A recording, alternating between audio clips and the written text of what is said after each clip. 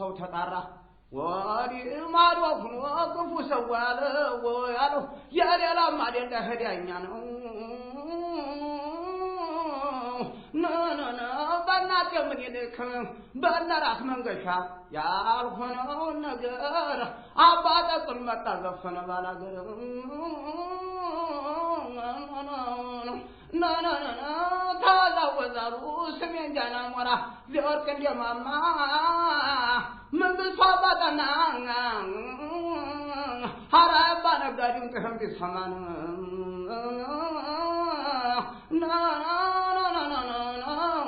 አሁን በምን ነገር ያጣላኝ አገሬ አደለሁ ዘሆናል ወላሁ ይበሪም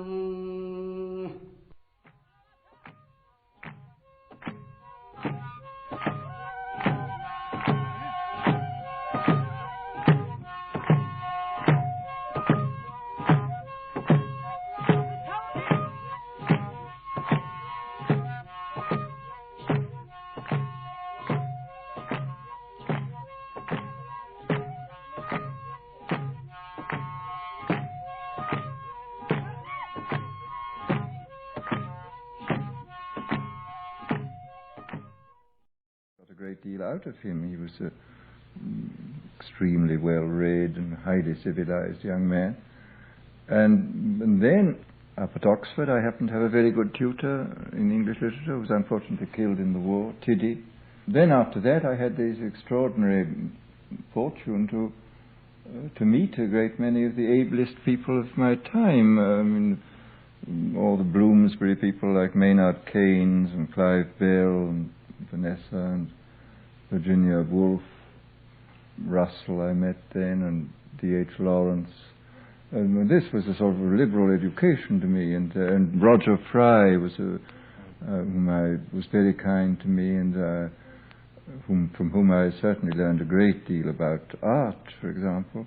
Roger Fry, I think, remains a very good art critic. I mean, he had extraordinary sensibility and immense knowledge and enthusiasm, and was a good, genuinely good man, as well as being immensely charming and interesting. And then Clive Bell, he was always extremely stimulating, very kind to me. From them I learned a great deal about art, which I really didn't know anything about at all before. They sort of introduced me to modern art, to post-impressionism and cubism and so on. Keynes I knew less well, but he was always fascinating. He had this immense range of knowledge and would come out with these curious or rather elliptical remarks about things. He was always very, very fascinating character. All this was an immensely educative thing, and this was all at the house of Lady Ottiline Murrell, where I met. I lived there for a year or so during the First World War. Are there, in your opinion, any writers who will survive and will be read? Actually, I think the most exciting people that I read as an undergraduate and just afterwards were French writers. I got sort of my introduction to French literature at that time. I read Proust when he first came out in 1914, Du Côté de chez Swann. Then I read the French poets then. Mallarmé made an immense impression upon me, and still does. I'm still very fond of him. And Rimbaud made an immense impression on me then.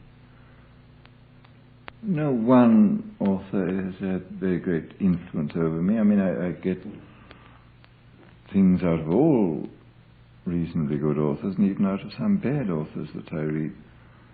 I used to get a lot out of Proust. I reread some of it the other day and was rather disappointed. I don't know why. It didn't seem to me that I read the last volume, the Temps Retrouvé. It seemed to me curiously remote and unbelievable and unreal.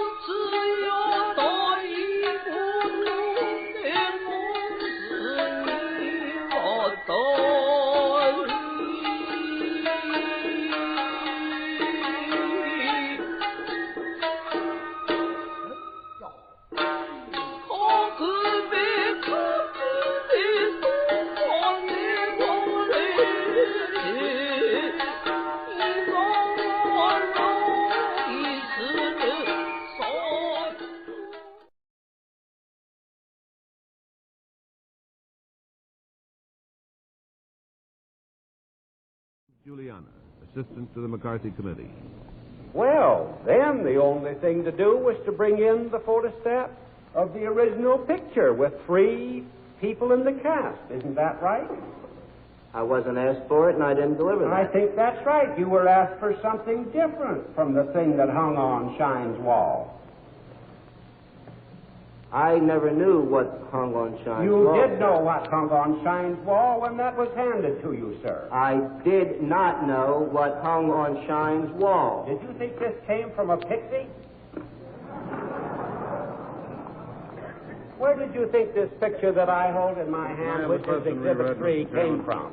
I had no idea where it came from. The last he couldn't do the question. We'll give you this thing. Did you think it came from? I didn't get the rest of the question.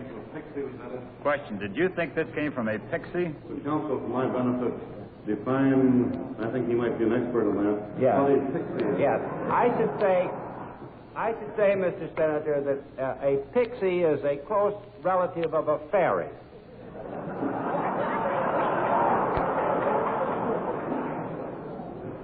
Shall I proceed, sir? Have I enlightened you? As I said, I think you might be an authority on a pixie is. Counsel, may proceed. Mr. Cohn, you have spoken of that picture as representing Mr. Stevens smiling at Shine. Do you look at it now with me?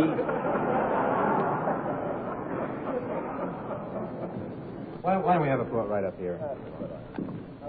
That's good enough. Let's even have it close a minute. Well, let's have it there. That's good enough. Mr. Welch, may I confess to a slight case of nearsightedness here, and I hope that's not nearsightedness in connection with my duties, but it is when it comes to these things. I'd like to have that right up here. I think you have betrayed some nearsightedness. Have it as close as you would like. Very good. Mr. Welch, I might say here again, I'll be very glad to answer your questions here. I don't think I'm quite as clever as you are, and I'm afraid I'm not going to be able to answer your quips. Oh, Mr. Cohn. My question now is this. You have referred to that picture as showing Mr. Secretary Stevens smiling at Dave Shine. Are you now close enough to the picture so that you would like to qualify that statement? Sir, I will accept your characterization of the picture. It's a grim smile on Stevens' face. I accept it. If you want to call Mr. Stevens' smile a grim smile, sir, I fully accept what you say.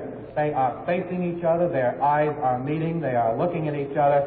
And if the smile is grim or it isn't grim, I know not. Not too fast, Mr. Cohn. Not too fast. Yes. Mr. Stevens is looking to his right, isn't he? Well, sir, Isn't he just looking? You can answer that one easily. Well...